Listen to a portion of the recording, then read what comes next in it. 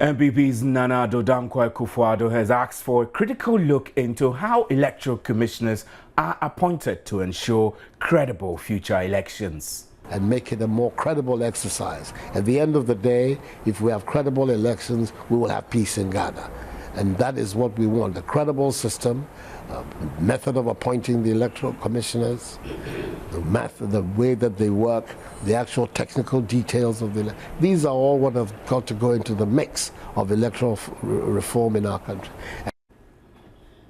Former Finance Minister Osafo Marfo adds the electoral reform process is too serious an issue to leave in the hands of the Electoral Commission. It's very, very necessary, and it should be taken as a national importance. Cannot be left to the Electoral Commission to write inviting political parties to come and discuss reform. It is too serious, looking at what we all saw on television, to do that. Because things like even the appointment of the Electoral Commission itself will have to be looked at as a matter of national importance. Executive Director of the Institute of Democratic Governance, Dr. Emmanuel Akwete, however, says electoral reforms alone will not solve the recurring cycle of turbulence in our electoral system.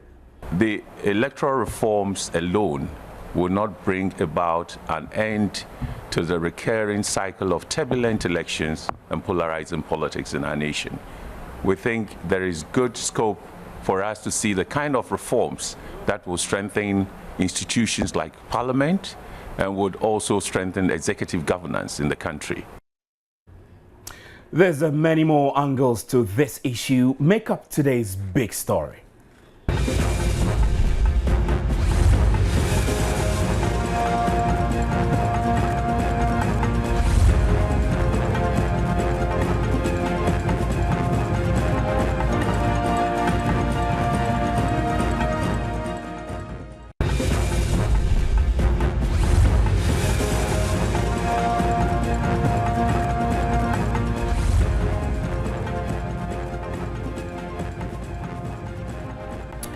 My name is Stephen Enti, and thanks for joining us. Now, in the early hours of Friday morning, the early hours saw some religious and civil organizations pay a courtesy call on the twice-defeated MPP's Nana Akufo-Addo. The group, among other things, discussed issues relating to electoral reforms in the country after the just-ended Supreme Court ruling. Nana, in his address, suggested that in order to strengthen the country's electoral process, an outside body should be employed to look at the electoral reform process other than the Electoral Commission alone. He also indicated if elections processes are not credible, aggrieved persons are left with no choice but to resort to violence. Issues are being raised about electoral reform, and I'm happy that the chairman has put his considerable weight behind the call for electoral reform and that of your body. Clearly, we need to examine from the beginning, even the methodology. The institution that has to be reformed, is it the proper body to lead the process of reform? Or perhaps it may be better for us to have an outside body look at the issues and be able to give us an independent assessment of what the needs are, having listened to the views of as broad a section of our people as possible. These are matters that are on the table, and I think it is important that at the very beginning, all you who are eminent citizens in this country whose voices go far, pronounce yourself on some of these matters, because it will help the process of reform itself and make it a more credible exercise. At the end of the day, if we have credible elections, we will have peace in Ghana. And that is what we want, a credible system, method of appointing the electoral commissioners, the way that they work, the actual technical details of the these are all what have got to go into the mix of electoral reform in our country. Well, former Finance Minister Mr. Osafo Marfo is also of the opinion that the Electoral Commission should not be left to head the reform process.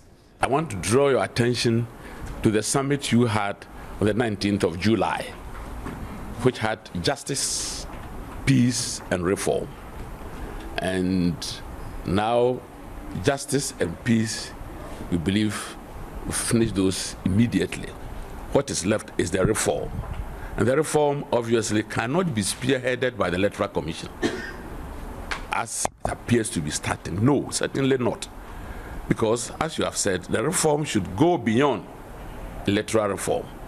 And even within the Electoral Commission, the credibility of the Electoral Commission, everybody in Ghana saw live the evidence in chief of Dr. Kojo Aferijan. And I believe that if you want reform in this country and you want people to come in and contribute effectively, then we need a national forum, the type you are urging, to discuss even the electoral reforms, so that everybody takes part. We all agreed, needed legislations are passed, and we get a reform that will give Ghana election that will not push us to the brink of confusion.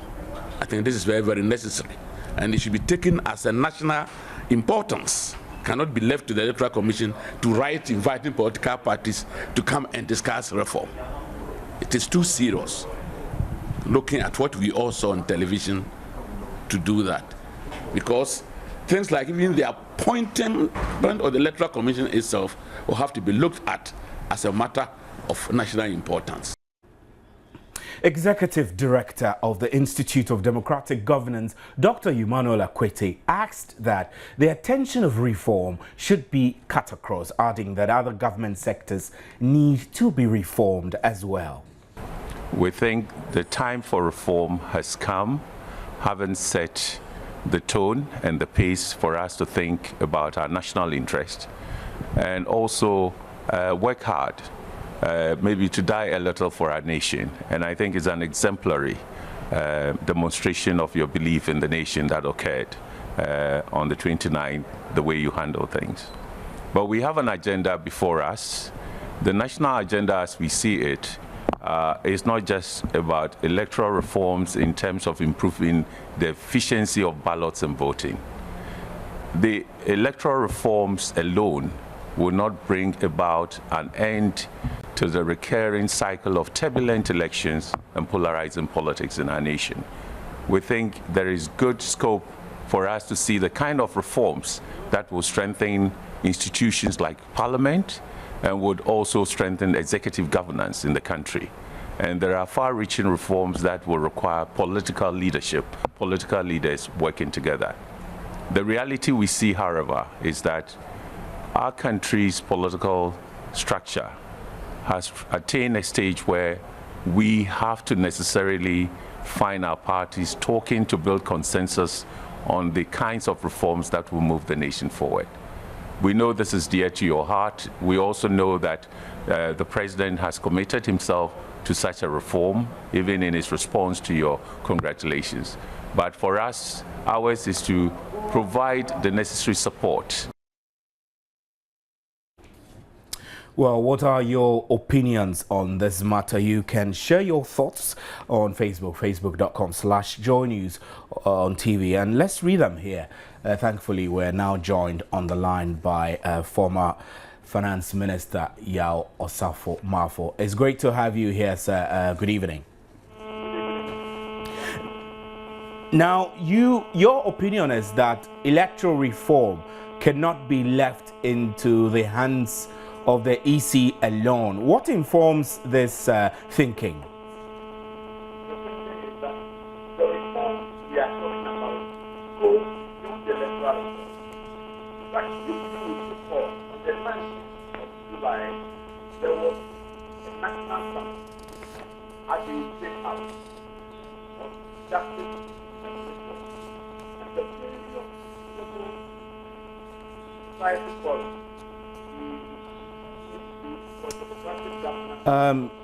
I'm afraid, Ms. Osafo-Maafo, we have a pretty bad connection to you. We'll hang up and call you again so our audience can engage us properly. My name is Stephen Anti, and this is today's big story. As you heard earlier, Nana Akufo-Addo, the MPP's flag bearer in last year's election, is asking for a critical look at how the electoral commissioners are appointed to ensure credible future election. His position is supported by Yao Safo-Marfo, who asks that the electoral process is too serious an issue to leave in the hands of the Electoral Commission. We've been on telephone with him, but his line is pretty bad. We're trying to raise him back on, so we'll continue our discussion. This is today's big story.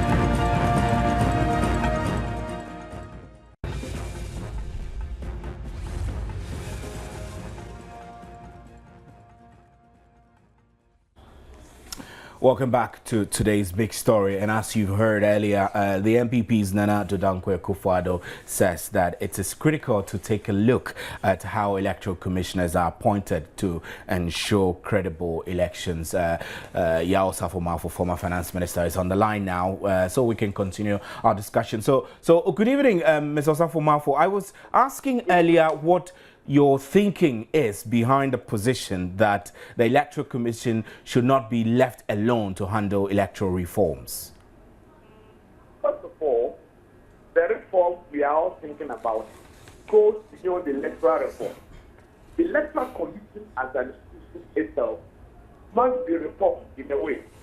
The appointment of the chairman and the deputy chairman can be looked at the period of their appointment in terms of how long they stay in office should be looked at. So we are talking about a more embracing fundamental reform. So you cannot allow the Electoral Commission to be a referee in its own mind. So we need to have some separate forum group, the National Peace Council, and all those NGOs who are being funded by international organizations to have a national summit to look at the reform. And of course, the Electoral Commission should be there, plus all the political parties in Ghana. So we discuss the details discussion, come to an agreement, Parliament should be involved because to meet laws to implement the reform. And then we go ahead. But you can't ask the Electoral Commission after its performance is report to come and call people to a reform. We know that reforms very well in some elections. But now it is very clear, he and himself are presenting laws and habits. And it's very clear that he could not even define of a bond. But he has apparition to now be ending a reform, which is all apparition. And the reform will go beyond the electoral reform. So for heaven's sake, let us look for other civil society groups and other credible organizations to the reform in Parliament, a future.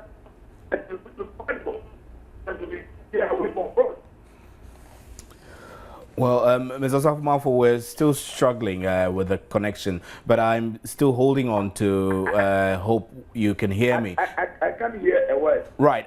Can you hear me now? I'm saying that we're struggling with the poor connection to your line, and I'll still try and see if I can get through, I'm afraid. Yeah, so, Mr. Marfo, can you hear me now?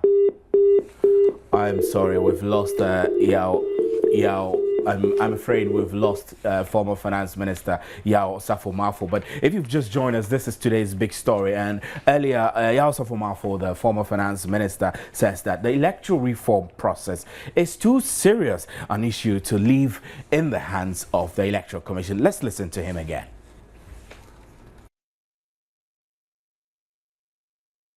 I want to draw your attention to the summit you had on the 19th of July, which had justice, peace, and reform. And now, justice and peace, we believe we finish those immediately. What is left is the reform. And the reform, obviously, cannot be spearheaded by the Electoral Commission, as it appears to be starting. No, certainly not. Because, as you have said, the reform should go beyond electoral reform. And even within the Electoral Commission, the credibility of the Electoral Commission, everybody in Ghana saw live the evidence in chief of Dr. Kojo Aferijan. And I believe that if you want reform in this country and you want people to come in and contribute effectively, then we need a national forum, the type you are urging, to discuss even the electoral reforms, so that everybody takes part.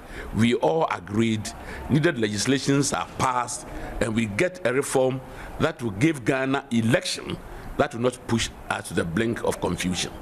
I think this is very, very necessary, and it should be taken as a national importance. Cannot be left to the Electoral Commission to write inviting political parties to come and discuss reform. It is too serious, looking at what we all saw on television, to do that. Because things like even the appointment of the Electoral Commission itself will have to be looked at as a matter of national importance. Well, we're now joined on the line by the Executive Director of the Institute of Democratic Governance, Dr. Emmanuel Akwete. It's great to have you online, sir. Thank you. Now, you were at Nana Addo's residence. What would you say, how will you say the discussions with him went? It went very well. I've seen that he focused so much on Nana Addo, what he said, but what Peace Council and the GFI and Kodeo went there to say is not coming out clearly.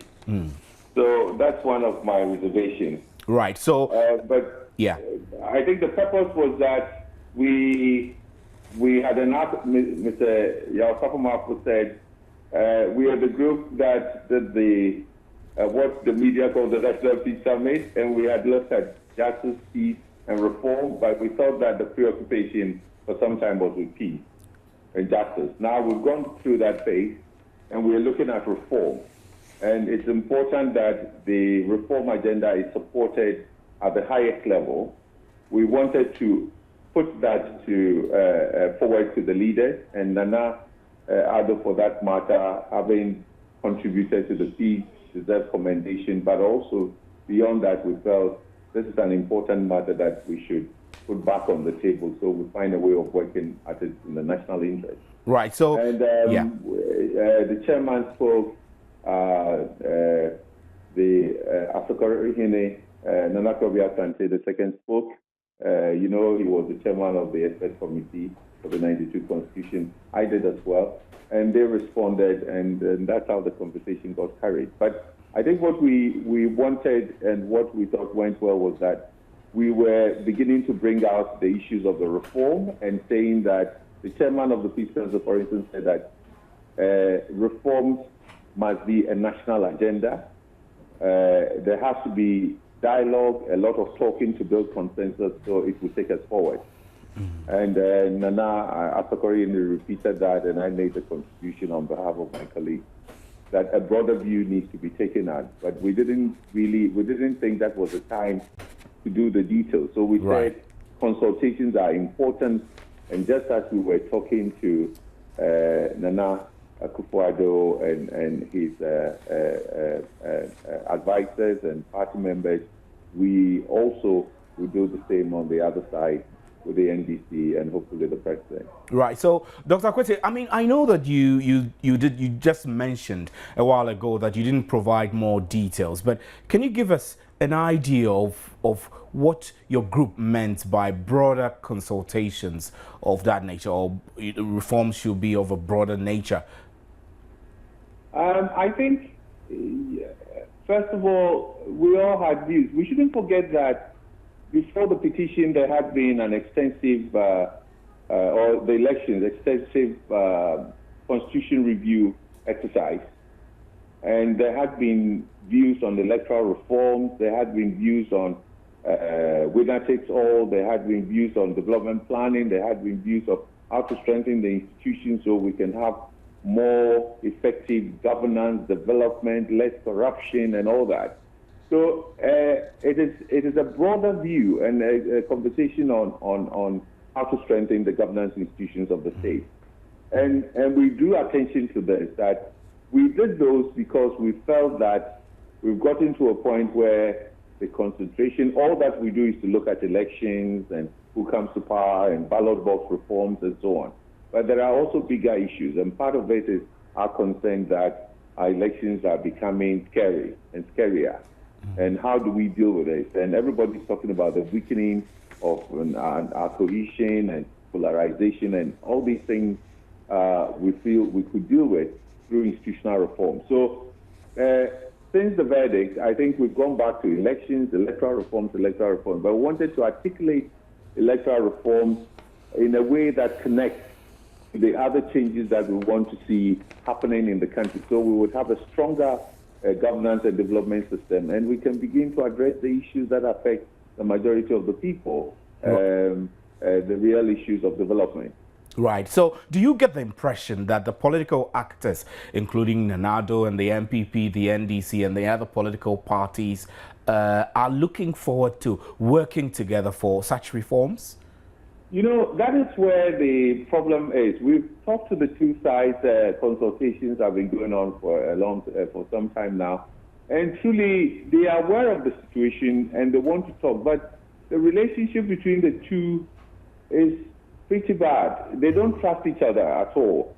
And because they don't trust each other, they are nice to each other when they meet, but they are not talking about these issues in any way. And probably the forum or the spaces for them to do that does not also exist. So we've done the petition. It was difficult to get them, much as they said they are ready on both sides to look at the issues in the national interest. We think the right condition tone had been set by how Nana responded to the verdict, the president as well, and so on. So can we now create the space for them to talk and improve, build confidence, build a little trust? And that mistrust, okay, and lack of confidence is also now being directed towards the Electoral Commission. But there are issues that ought to be looked at so that we can build confidence in the institutions and in the process where these two leaders, two parties especially, given their share of the electorate and the power they have, would now see how best to solve problems that can only be solved when they build consensus. Because none of them has enough power to do things anyhow and say, well, you stay there, I will go ahead. Because what we see is that the other party would come one day into power and who want to reverse what is saw as a party agenda, even when it is in the national interest. So we must create the space, you know, to begin building confidence and getting the two parties to deal with some of the issues between them. They've all done terrible things to themselves in opposition or government, and there is a historical accumulation of some pain and the humiliation and wrong accusation and insult. You know, there are quite a lot of that in there, and it's blocking the space for us to go quickly into the big issues that require new ideas to be interrogated, a very civil conversation on how to deal with.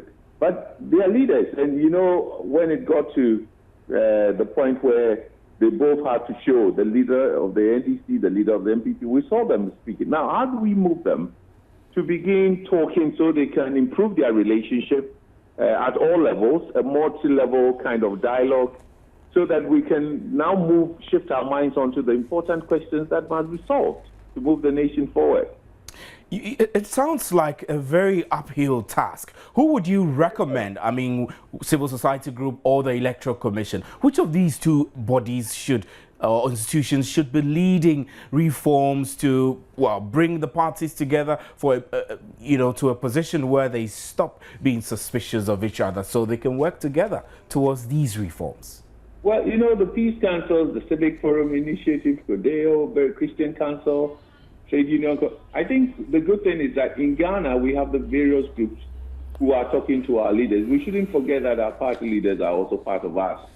They go to our churches, the same churches or mosques, and There are all sorts of ties here and there, and so a conversation needs to be. This is something that took place over a long period of time, but it is good we are engaging in trying to get them to realize. I think what has changed fundamentally in the country is that we now have two equal parties.